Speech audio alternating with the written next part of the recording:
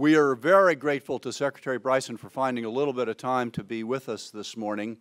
Obviously, he is the cabinet officer who is most focused on the issues that are before us today and that we've already had some very good discussion of. There are two reasons why he is the ideal person for us to hear from and to interact with a little bit. One is because of his current job. That goes almost without saying. And also the experience that he brings to that job. I think he's going to say a word or two about a report called America Competes that was published just last week by the Commerce Department. But I think, as you all know, he comes with a very rich and relevant set of experiences from the private sector. So we have here somebody who embodies both what the U.S. government can do and what the private sector can do and what can happen in partnership between the two. He served for 18 years as the chair and the CEO of Edison International. He's been a director of Boeing and Disney. He was the director of some startup companies, including Coda Automotive. And if I'm not mistaken, the CEO of that company was with us a year ago for this forum, which is very much into innovation and the use of new technologies, in particular electric vehicles, lithium-ion battery systems, which is just one indication of the extent to which Secretary Bryson has been part of the solution to one of the biggest problems of our time, one that Andrew Liveris referred to in his comments earlier, which is the need to transition to a low-carbon and ultimately no-carbon economy. And he has been active not just in the for-profit area in that regard, but in the NGO world as well, as a co-founder of the National Resources Defense Council. Now, his time with us today is very limited. We have, we're going to have a little chance to hear him make some opening remarks, and then he has agreed to stick around for some questions. And the way in which we're going to handle the questions is very simple, at least I hope it'll work simply, and that is that we've got cards distributed around the room. Any of you who have a question, write down your question on a piece of paper, pass it to the whoever's in the aisle. We will collect those. Bruce Katz, the director of our Metropolitan Policy Program, will then pick from those the most trenchant and work them into a conversation with the Secretary. In a personal note, I just have to say, Mr. Secretary, that I reminded you when you arrived a few minutes ago that I last saw you looking even more relaxed than you do now on a flight from Sun Valley back to Los Angeles in August. That must seem like a galaxy far, far away and a time long, long ago. So welcome to the Brookings Institution. Thank you, Strobe. Well, many thanks to Strobe, and thanks to all of you who have invited me here. And I look around the room and I see so many friends, it feels like I'm right back at home. Could even be right back in Sun Valley, because I usually see Kathleen up there, for example. But this winter she wasn't. Oh no, our cross passed. It was a wild and wonderful time, and we do our family gatherings there, and we try to ski, pretend like we ski, and all those kinds of things that are wonderful. Well, I'll try to go through my remarks, and I'm going to cover the responsibility the Commerce Department took on a year ago, almost exactly a year ago, and do something that was striking and I think quite important, and that is the reauthorization of so-called competes legislation. And the only thing the Commerce Department was asked to do, with support from others, but the Commerce Department had the responsibility, was to assess the competitiveness of the U.S. economy. Now, I'm told that when the legislation was passed with that modest request,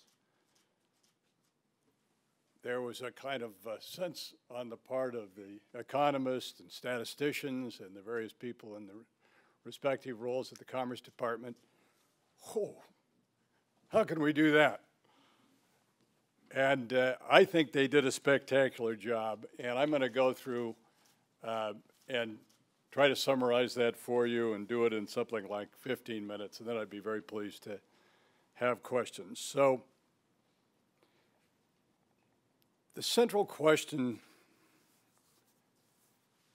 how competitive are we? What are we doing that makes us competitive around the world? We have been an extraordinary economy, the leaders in the world for a very long time.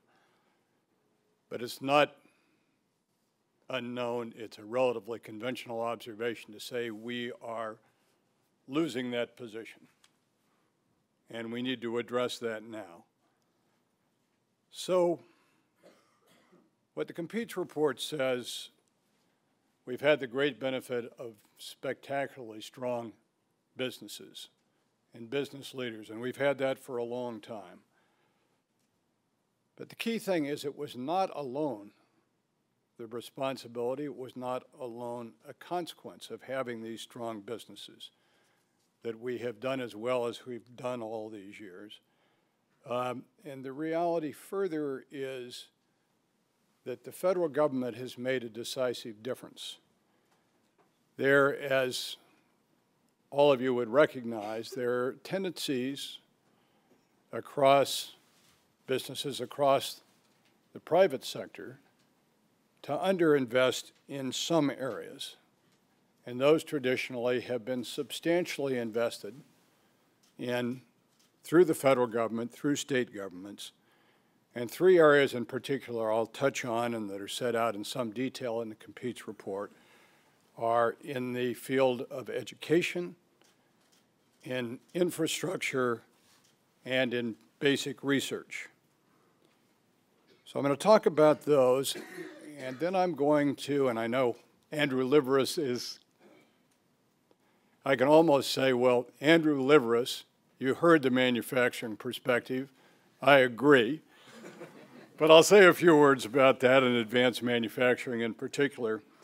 But what I want to do is start on what I think is at least as fundamental a point, and that is what is happening, what has happened in federal policy making that means we're doing less in support of those key areas, education, infrastructure, research, than was the case 10, 15, 20 years and more ago. And the focus there can be pretty simply put.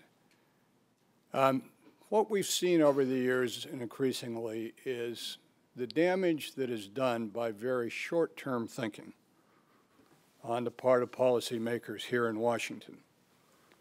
So one way to get at this is if you run a business, you make a distinction between what economists call investment and, on the other hand, consumption. So there are long-term investments that have to be made to ensure the health of the company and its ability to grow into the future. There are those immediate expenditures that have to be made to keep a business functioning day by day, electricity payments and payrolls, for example. And then there are the long-term investments that have to be made to ensure the health of the company and its ability to grow into the future. And too often in Washington, what we have are decision makers who simply do and have lumped those columns, those two columns on the spreadsheet together. So in that model, every expenditure, whether it's a short-term line item or a long-term investment, is treated, almost seen as if they were exactly the same. And they're not. In the past, senior federal policymakers made more consistently decisions that took those things into account. The simple fact is the private sector, for practical reasons, does underinvest in those areas. But when federal and state governments have stepped in to fill that gap, there's been a significant benefit to businesses and a big return on investment for taxpayers in the form of new jobs, higher living standards, and life-changing advances. But unfortunately, the federal commitment to longer-term investments has pretty steadily declined now over some number of years. U.S. policymakers have too often rested on the laurels of our 20th century. And at the same time, as you all know, over the past decade and more, many developed and what were formerly thought of as developing countries have grown way more sophisticated. And they have become, at the same time, very disciplined in the execution of carefully developed plans for optimizing economic development in their respective countries where they have advantages they carefully search out and then follow through on. And so the result, even as American businesses become more efficient, more productive, and increased in their global reach, our underlying economic building blocks have eroded, and with that, so has our unquestioned global economic leadership. So today, and you know these things, today U.S. ranks 14th in the world in terms of the percentage of college graduates it produces. We used to be number one. The World Economic Forum now ranks our infrastructure 24th best. We used to be at or near the top. And the current federal share of research spending is now only 1/2 of what it was in the Eisenhower administration. 50% then, only 25% now. And each of those declines is impacting our ability to attract and create the jobs of tomorrow. Encouraging news in the Competes report does show that this administration over the past 3 years has been working to reverse the trend lines on each of the fronts I've mentioned. So let me get then just to that. First, basic research. While businesses and entrepreneurs are generally the most innovative source of new ideas, the federal government plays a key role in supporting and developing those innovations. And our country has been a very proud tradition of supporting the work of federal and university labs. It has helped change our world. The internet, satellite communications, semiconductors, among other job-creating advances, would not have been possible without the use of wisely spent U.S. tax dollars. But that commitment has dropped off. In 1980, the federal government funded more than 70% of basic research. Since then, the government's share of basic research funding has fallen to 57%. So then, education. All of us are very, very focused on education and what we're not doing. That is the second pillar of the Competes report. We know now that the highly skilled workers boost innovation and economic competitiveness, but assuring that our children have the skills employers need for the jobs of tomorrow requires dedicated attention and resources at the state, local, and the federal government levels. Of critical importance are the science, technology, engineering, and mathematical fields, the STEM fields as they're called. This audience knows full well that the numbers are there, and I think they're worth mentioning. In 2009, about 12.8% of U.S. college graduates were in STEM fields, 12.8%. Significant economic competitors such as Korea, with 26.3%, and Germany with 24.5%, are on the long list of countries producing a much higher percentage of graduates who are STEM graduates. That simply has to change. And then quickly, the third area of investment is infrastructure. The infrastructure needed to support a modern economy relies on publicly provided resources. We must do more to grow out a truly modern electrical grid with broadband internet access in both urban and in rural areas. Here in America, 68% of households have adopted broadband. That is an almost eightfold increase since 2001.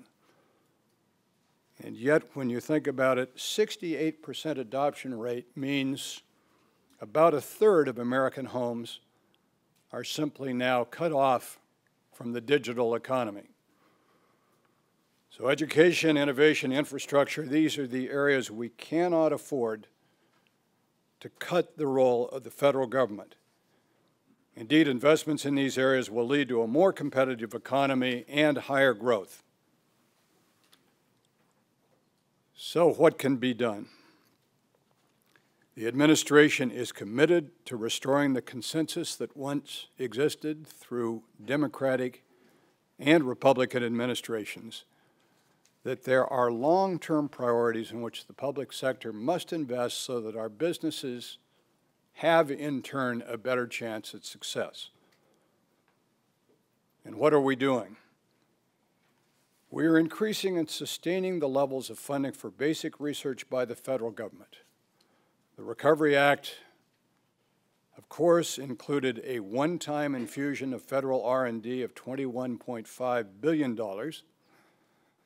and federal funding for research increased from $56 billion in 2008 to $60 billion in this past year. And the President's budget for the past year called for more. The Congress didn't concur. Still, the enhancements we've seen have made a real difference. We're seeing that at the Commerce Department and elsewhere across the federal government. At the Commerce Department's, for example, National Institute of Standards and Technology, called NIST, the administration has expanded the core research mission by about $50 million. The President and his administration will also continue to push to make permanent the R&D tax credit to give companies appropriate incentives to innovate and improve the way basic research is transferred from the lab promptly, directly, quickly into commercial products. And then as to education, we simply must intensify substantially our investment in the skills and knowledge necessary to compete effectively in a worldwide economy where, as I've indicated, many other countries are simply surpassing us. Ongoing and new administration initiatives are addressing these challenges by making college more affordable, spurring classroom innovation at all levels, and expanding the size and quality of STEM teacher ranks.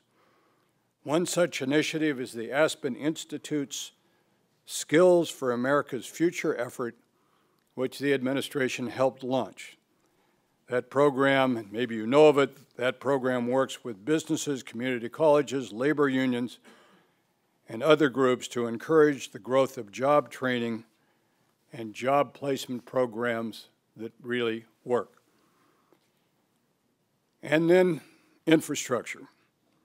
This administration is committed to investing in 21st century networks, including fostering access to high-speed internet for citizens and businesses, no matter where they are located. The federal government must continue its strides toward a smart electricity grid and a robust network of broadband internet access, and the Commerce Department is deeply involved in both of those initiatives. And then let me bring this to manufacturing. So this really deserves very careful attention. A flourishing U.S. manufacturing sector is simply crucial to our competitive strength, and it will continue to be a key source both of economic growth and of jobs. Manufacturing pays higher than average wages, provides the bulk of U.S. exports and protects also national security. The manufacturing sector is also the biggest source of innovation in our business economy. 67% of all the business R&D in America is done by manufacturing companies. That's why I've adopted one phrase as a central organizing principle for my priorities as Commerce Secretary. Some of you have heard me say this before. I say it again and again. We want at the Commerce Department, we want across the administration to build it here and sell it everywhere. Build it here and sell it everywhere. If we do that, we can retain and even enhance our U.S. economic preeminence. Build it here and sell it everywhere means, of course, helping U.S. companies sell more of what they make to the 95% of the world's consumers who live outside our borders. Through the National Export Initiative, we're doing just that, and we're now on track. After 2 years, we're on track to meet the President's goal of doubling exports by the end of 2014. But I will underscore with you, this is a nonstop challenge. We have to continue to intensify. So we have 3 more years. The first 2 years, we've had increases 16% in exports, then 17% in exports. This month's announced this morning. Results were not very good for the month of November. There will be ups and downs. This is an undertaking where we have to constantly focus, constantly find new means of taking this further. And I will say, of course, the free trade agreements, the Korean Free Trade Agreement, for example, very important in our ability to take that further. So building it here also means attracting and retaining more investment so that companies are building their factories here in America. And it means doing everything we can to strengthen U.S. manufacturing and particularly advance manufacturing. Because if American businesses stop building things here, it won't be long before the actual innovating happens somewhere else. So the President and I are determined to reverse the tide, to revive manufacturing in America. Last summer, the President announced the Advanced Manufacturing Partnership, and recently we created a national program office for that initiative at the Commerce Department. It brings together industry, universities, and all the federal governments. So we work across the entire federal government. I lead that to drive investments in emerging industries like IT, biotech, and nanotechnology. And in December, the President named both Gene Sperling and me as co-chairs of his White House Office of Manufacturing Policy. So that's the policy focus. Strengthening American manufacturing, especially advanced manufacturing, where we should enjoy a comparative advantage, I will say, is an issue that is close to my heart.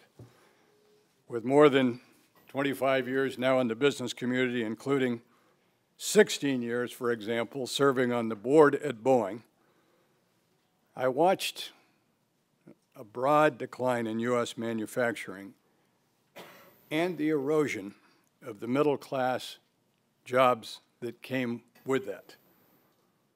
I'm committed to working to stop that decline, building on past administration successes like the ones happening right now at our Economic Development Administration within the Commerce Department, which in the last 2 years alone has invested in 68 competitive job-creating projects nationwide to support advanced manufacturing. Promising news is that we're starting to see a rebound in the sector. Manufacturing employment increased by 225,000 in 2011. 225,000 jobs. That's the fastest year-over-year growth since 1997. So I'll conclude with this. The administration does not believe at all that government has all the answers.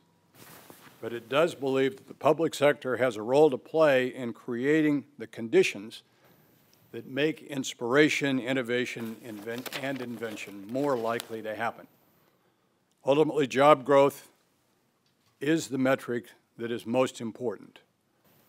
And long-term job growth will occur most powerfully in a world where entrepreneurs and researchers are supported in pursuing new ideas and taking at an accelerated pace the essential step of turning them into new products and businesses. The priorities set out in the Competes report are building blocks for fulfilling our country's truest potential. It is critically important that we translate these ideas and strategies into action. Wherever possible, this administration and I personally want to be a partner of researchers and entrepreneurs and any and all of your businesses in that effort. So thank you very much.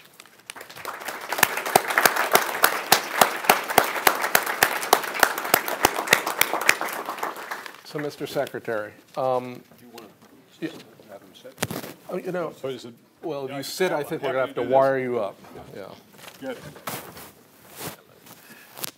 First of all, I just, again, wanted to thank you for being here and for that discussion of why manufacturing matters, because it's been out of our dialogue in the United States for quite some time. So what I tried to do yesterday, we had a group of mayors in, people from metropolitan business chambers, university presidents, the typical metro mix. They would love build it here, sell it anywhere or everywhere. Because I think they believe fundamentally we do have a manufacturing moment in the United States and we have an export moment. The Advanced Manufacturing Partnership, you're like a rock star right now, Andrew Levere. I mean, they are hearing the message about the fundamental policy change that we need to make around workforce, around clean energy, around infrastructure, et cetera, et cetera. They raised some cultural issues yesterday. I just wanted to raise this and see what your response is. That we have cultural barriers to achieving our manufacturing moment and our export moment. On manufacturing, it's a cultural sense that we've diminished manufacturing as a work, as a dignified work. We talk about the creative class. We talk about the consumption and the amenity economy. We talk about everyone getting a 4-year degree. We don't really talk about a large portion of our workforce moving into manufacturing, working with their hands and their minds. The second piece they mentioned was the U.S. is somewhat export phobic. We're the most diverse country in the world, but we're the most insular country in the world. We don't get out much. Only 28% of Americans have a passport. So I'm wondering, as you think about really unleashing the dynamism of the manufacturing and export moment in the United States, whether we need to think about and how you thought about moving beyond a policy conversation to almost a cultural discussion in the United States, given where we've been for the past 25 years and how that's seeped into our zeitgeist, so to speak.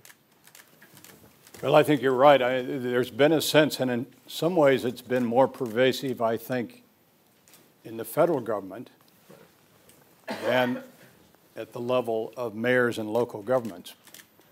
But there's been the sense for a long time that manufacturing is about kind of highly untrained jobs, people that in a world in which we put such an emphasis on getting traditional college degrees, we put little weight of any kind on working with your hands, bringing things together, making a difference that way. And I think we've lost a lot. And as a consequence, very little has been invested in and very little, call it public support, public recognition of what manufacturing brings to us. 67% of the innovation in American business in the manufacturing sector. It's stunning. I mean, I was Tuesday of this week in Detroit, right. And there, of course, you see this in the automobile sector, and what's being done is extraordinary. And it's not just the U.S. automobile companies, it's the overseas, but U.S.-based automobile companies. And what they're about is manufacturing a really key product. Cars, trucks. And, you know, once again, so much of this is moving into advanced manufacturing. The old ways of thinking about manufacturing are mostly very, very outmoded, and the kinds of skills that are required. And if you're at Ford Motor Company and you have 30% of the value of all the new Fords, 30% of the cost of all those new Fords in the manufacturing and production are in advanced electronics. We have to have people that have the skills to bring those to the market. I mean, I could go on and on that way, but that's the traditional way. I live in Southern California. I'm going home for the first time since I became Secretary of Commerce tonight to be in Los Angeles, and I'll be with Antonio Villaraigosa, and we're going to go around to schools. And you know, he is a real leader. I mean, he's a guy, a labor union guy, who was the labor representative fighting a lot of what was being done in the field of education. And perhaps, as you know, he's totally changed his views and has taken the position that, for example, the UAW in Detroit has taken, and that is we got to work together, because the way to have jobs in this country is bringing business and labor representatives, places where labor unions are part of the business sector, and doing it together. So it seems like we might, and we're going to follow this panel with with a representative from DuPont. 40% of their workforce is going to potentially retire in 5 years. 40% of their workforce are eligible to retire. So in some respects, what we have is almost an urgent moment to begin to reach out to the community colleges, reach out to the high schools, reach out to other intermediaries who work on skills, and as we sort of begin to change the image of manufacturing, really begin to train and upgrade the skills of people who can move directly into these are good jobs, as you said. Fabulous jobs. And Germany's done that spectacularly, and I was a student twice in Germany a long, long time ago, but there it was just, so we students, to get a job between sessions, you could get one of these jobs that were about learning and applying yourself to making instruments happen. And then, as we know, the German tradition was universities were for a certain academic elite, but parents had tremendous pride and continue to have tremendous pride on the training in skills that lead into manufacturing, and they do it brilliantly. So I've got a whole bunch of questions. We'll be here till around 2 o'clock in the morning. But I thought what I would try to do is at least enable you to give a little more details about some of what you just described. Question. Please share more details about the goals of the White House Office of Manufacturing Policy and the value you expect its work to add to already existing federal efforts to advance manufacturing in the U.S. I have a series of questions here actually about the President's call for agency consolidation and agency restructuring. Will that be under the remit of this Office of Manufacturing Policy? Because what you've described cuts across the federal government clearly. What are you thinking about timelines, the kind of both legislative proposals or administrative actions that you might see occur over the course of the next 3, 6, 9 months? Well, the White House office that Gene Sperling and I chair is focused on bringing together effectively all the elements of the federal government. So the Defense Department, I mean, it's hard to identify any one department of the federal government that doesn't have a manufacturing arm. Some of these are extensive, but they haven't been brought together in the past. And even in the, let me say the Commerce Department, substantially every bureau in the Commerce Department has a manufacturing arm of one sort or another, but they've tended to be siloed. So the core policy point here is let's work effectively to make this more productive, more efficient, where skills exist in one place. They don't have to be duplicated necessarily in another.